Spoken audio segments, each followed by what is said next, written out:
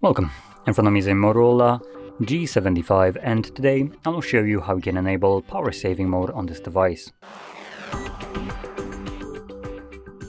So to get started, you'll want to pull down your notifications by swiping down from the top of the screen and then swipe down once again to extend the list of visible toggles.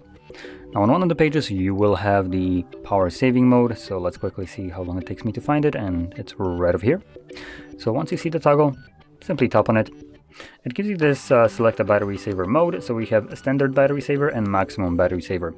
For the 99% of the time, you most likely will be interested in the standard battery saver, as the maximum battery saver is the one that kind of limits the usability of the device, removes wallpapers, hides applications from your home screen, and so on. So this one is probably the one that you're looking for, as it's the more mild version of like battery saver, which still retains the full functionality of the device.